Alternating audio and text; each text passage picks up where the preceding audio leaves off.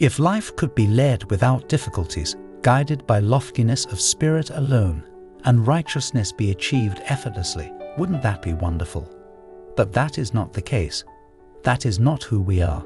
Left to our own devices, with enough opportunities, it is inevitable that we will stumble, meander, and stray. The Stoics valued stillness, recognizing its capacity to enhance productivity. Paradoxically, physical motion is often the most effective means of achieving mental stillness. Runners and cyclists vouch for this truth unequivocally. However, such exertion is not always necessary in order to achieve the Stoic ideal. We should take wandering outdoor walks, Seneca believed, so that the mind might be nourished and refreshed. A brief stroll in a parking lot around the neighborhood or to a local coffee shop can bring about a perfect frame of mind. Marcus Aurelius emphasized the importance of focusing on the present moment. He stressed the need to execute tasks as if they were the most significant and final objectives in one's life. Drawing from his stepfather, Antoninus, Marcus espoused the advantages of sustained effort and disciplined work ethic. From contemporary figures like Ryan Holiday and James Clear, we learn the value of devoting uninterrupted time to deep, focused work. They stress the importance of small steps as the foundation for substantial achievement. In the midst of a chaotic day, when even the best-laid plans unravel and willpower wanes, it is vital to prioritize important tasks and embed them into our daily routine from the outset. It is worth noting that the greats have what Marcus Aurelius referred to as epithets for the self, or what General Mattis has termed flat-ass rules. Know what you stand for and stick to it, he said. Draw the line and hold it. In theory, Stoicism is a philosophy, but in practice, it offers a set of rules to live by. The Stoics believed that life was intricate and, more crucially, exhausting. Thus, creating rules was their way of ensuring that we stay on the right path, not allowing the complexity and nuance of individual situations to compromise the high standards we know we should uphold. Rule 1. Master the morning. Marcus Aurelius's Meditations open with a profoundly relatable moment. Marcus had to have internal debates with himself on numerous occasions, struggling to rise from his warm bed on early mornings. What did that matter though? He held all the power of the empire, with all the privileges and prerogatives, yet he insisted on rising early and getting to work. It was because Marcus knew that conquering the morning was the key to conquering the day and indeed life itself.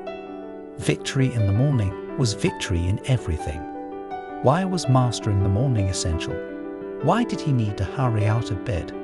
That question led him on the path of understanding that a day well begun is half done. But what did winning the morning truly amount to? What actions should one take after waking up early? From the Stoics, we learn 3 habits that can transform the morning into a triumph: journaling, taking a walk, and engaging in deep work. Let's delve into each. The Stoics were ardent proponents of journaling. Epictetus, the slave, Marcus Aurelius, the emperor, and Seneca, the power broker and playwright, led vastly different lives, yet shared the habit of journaling. Marcus Aurelius's Meditations are a collection of personal self-help notes, never intended for public consumption. Meanwhile, Epictetus encouraged his students to record their thoughts and ponder their actions each day. He emphasized the importance of maintaining vigilance over oneself, as though monitoring an enemy lying in wait. More recent practitioners of journaling include Oscar Wilde, Susan Sontag, W.H. Auden, Queen Victoria, John Quincy Adams, Ralph Waldo Emerson, Henry David Thoreau, Virginia Woolf, Joan Didion, John Steinbeck, Sylvia Plath, Mary Chestnut, Brian Koppelman, Anna Nin, Franz Kafka, Martina Navratilova, and Ben Franklin, among others. The efficacy of journaling is underscored by its time-tested nature and scientific research. It aids in mental clarity, provides space for personal contemplation, preserves a record of thoughts over time, and prepares one for the day ahead. To start the day with a journal is unparalleled. Rule 2. Concentrate only on what you can control. The chief task in life is simply this: to identify and separate matters so that I can say clearly to myself which are externals not under my control, and which have to do with the choices I actually control. Epictetus. The crux of Stoic philosophy lies in the ability to discern between what is within our influence and what lies beyond it, what can be changed and what cannot. How does this principle manifest in reality? Consider sports. An athlete cannot dictate whether the opposing team cheats or if the referees make correct calls. They have no sway over the knowledge or intentions of the media or the prevailing weather conditions on the field. So, in essence, what truly remains within their control? Just one thing: their own performance. As Marcus Aurelius would assert, external opinions or speculations are inconsequential. Only one's actions hold significance. Rule 3. Do not endure imaginary afflictions. We suffer more from imagination than from reality. Seneca. What concerns you at this moment? Your occupation, your loved ones, your future, your health. Your apprehension is not unwarranted. Catastrophes related to any of these aspects are plausible. A vehicular crash, an economic downturn, an unforeseen medical diagnosis. Now, let us revisit the past, a month, a year, 5 years ago. What were your worries then? Largely the same, correct? And how many of these concerns materialized? As Mark Twain humorously remarked, "I am an old man and have known a great many troubles, but most of them never happened." Even the afflictions that did transpire, evidently, your apprehensions did not prevent them, did they? Seneca encapsulated this sensation succinctly. We are more often frightened than hurt, and we suffer more from imagination than from reality. Therefore, Seneca advised, do not be unhappy before the crisis comes. We are in the habit of exaggerating or imagining or anticipating sorrow. Refrain from anticipating sorrow. Do not allow anxiety and trepidation to dominate you. Do not permit your apprehensions to inflate beyond what is likely to occur. Do not let conjecture overshadow reality. Rule 4. Embrace both triumph and defeat equally. To accept it without arrogance, to let it go with indifference. Marcus Aurelius.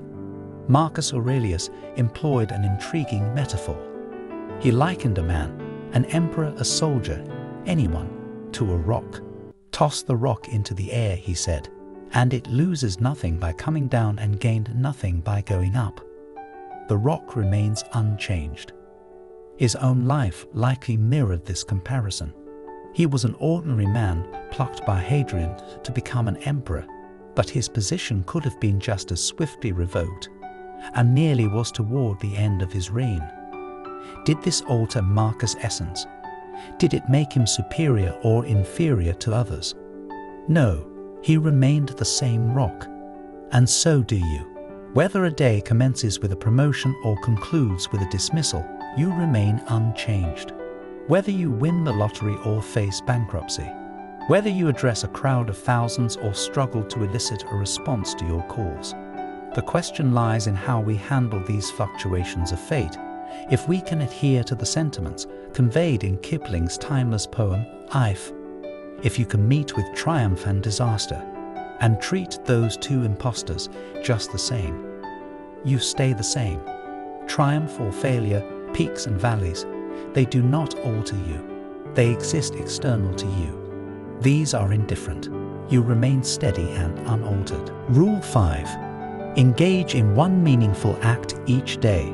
Well-being is attained by little and little, and nevertheless is no little thing itself. Zeno Seneca corresponded with his friend Lucilius regularly. While details about Lucilius are scarce, it is known that he hailed from Pompeii, was a Roman knight, held the position of imperial procurator in Sicily, later becoming its governor, and owned a country villa in Ardea. Despite his achievements, it is apparent that he grappled with the very same tribulations that afflict us all: anxiety, distraction, fear, temptation, self-discipline. Fortunately, he was fortunate to have a friend like Seneca, someone who cared, spoke honestly, and provided guidance. One of Seneca's most simple yet powerful pieces of advice to Lucilius was to acquire something will fortify you against poverty, against death, indeed against other misfortunes, as well every day. A single gain daily. That's all it takes. This approach serves to counter our inclination to procrastinate.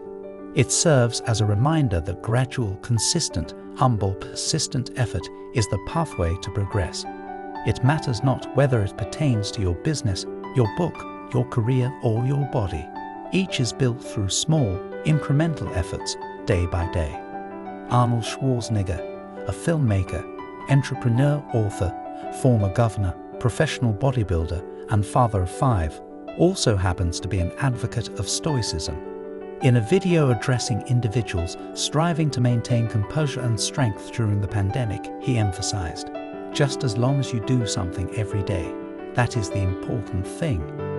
Whether stemming from Seneca or Arnold, good counsel transcends time and truth remains unwavering. One daily achievement accumulates. One step at a time is all it takes. One small triumph is all it requires. The sooner you commence, the better you will feel and be. Rule 6. Embrace the beauty of your choices. Epictetus once said that the essence of beauty lies in the choices we make. This concept extends beyond physical beauty and delves into the realm of human behavior. A person may possess physical allure, but if it stems from vanity and narcissism, their true nature may prove unattractive. Similarly, a man with formidable muscles obtained through synthetic means lacks true impressiveness. Beauty, therefore, is intertwined with intention and the decisions that shape it. To enhance your appearance, examine not only your choices, but also your motivations and intentions. Rise early for a run, not just for aesthetics, but to witness your children's growth. Apply makeup for confidence and solitary solace, not to mask imperfections. Seek a trainer for discipline, not just direction. Remember, the Stoics emphasized distinguishing between what is within our control and what is not. Despite possible obstacles, one can still commence pursuing beautiful choices today. Rule 7. Assess the necessity of all things.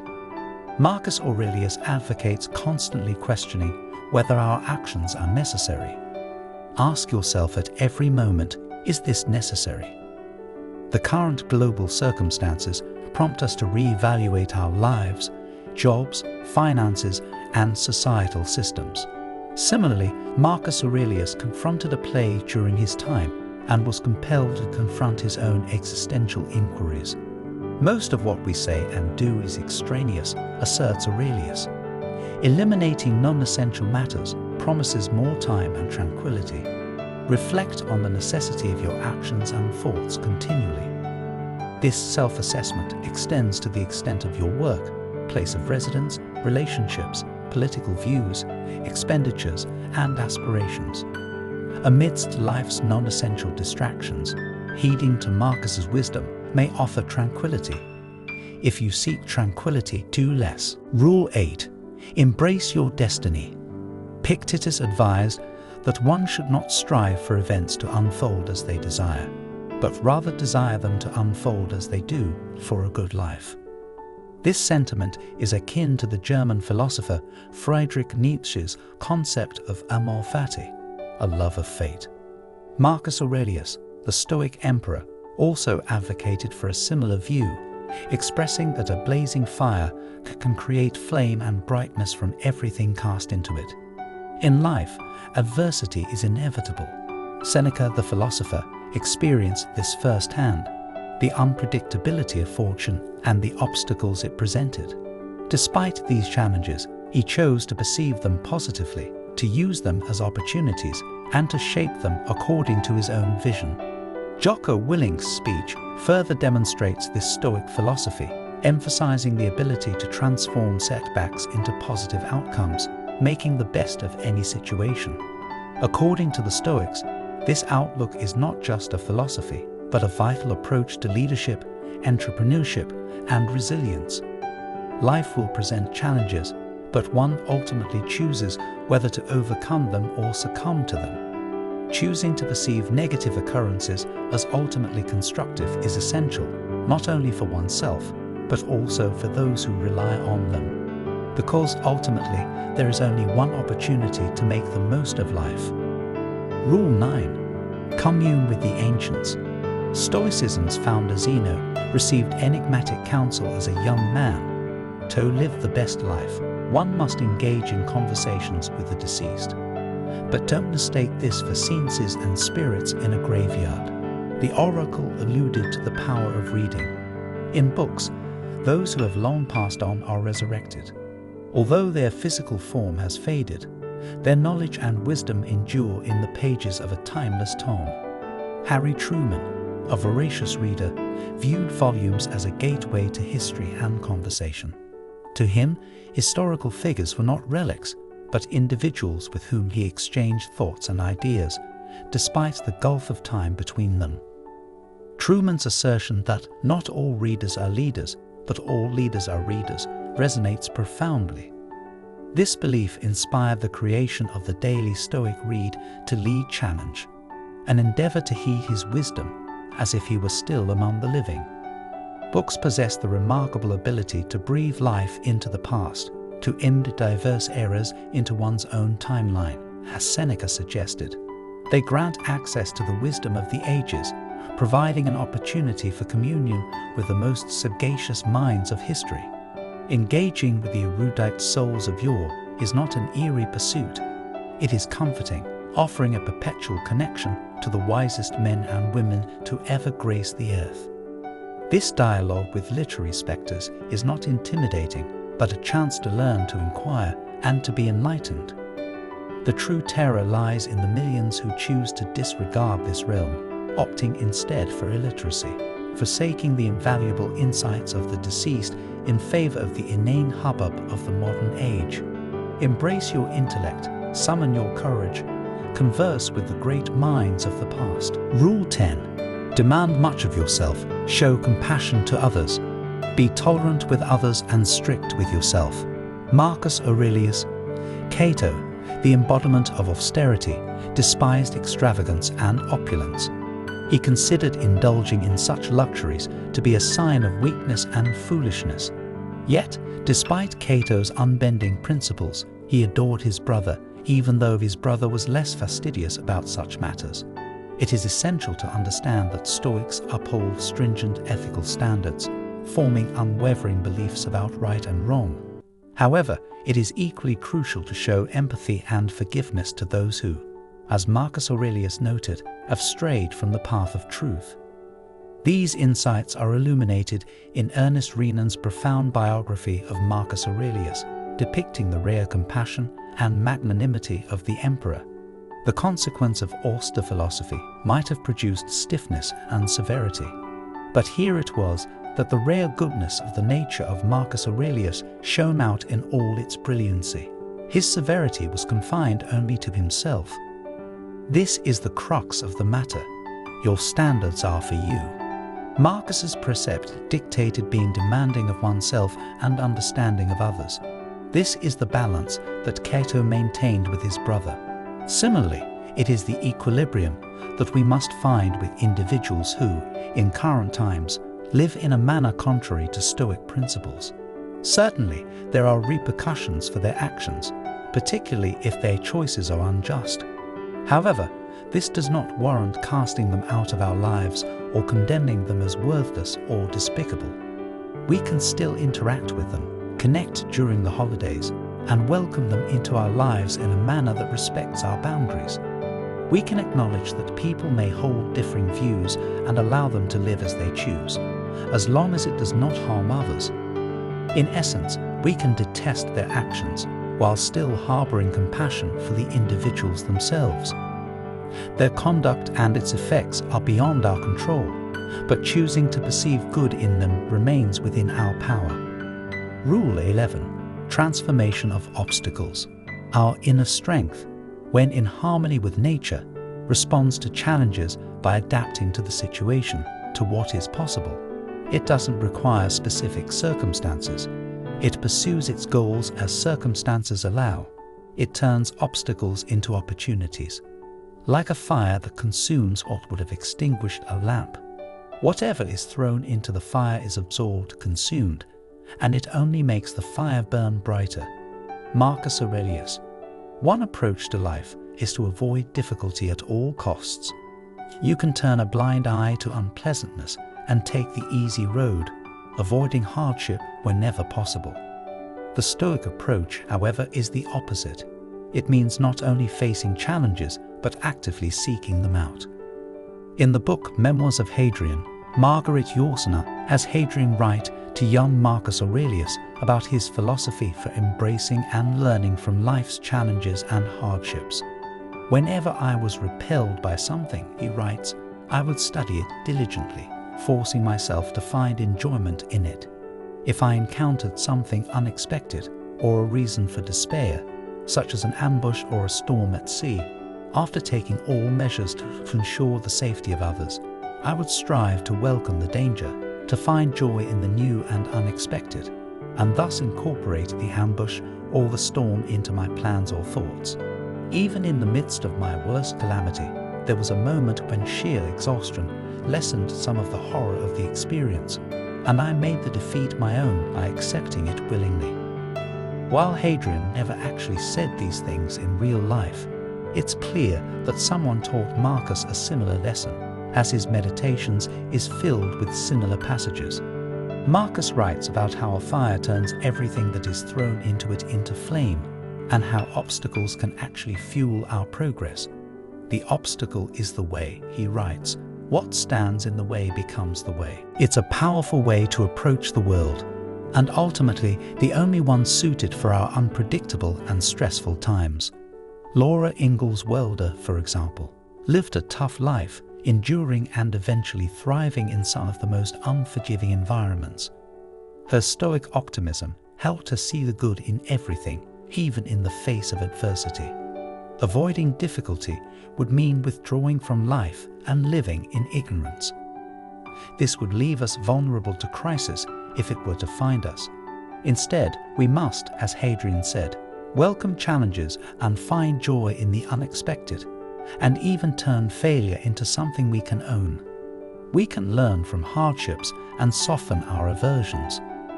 This won't be easy, but that's the point, isn't it? We're not naturally drawn to obstacles, which is exactly why we need to learn to appreciate them. This is the way.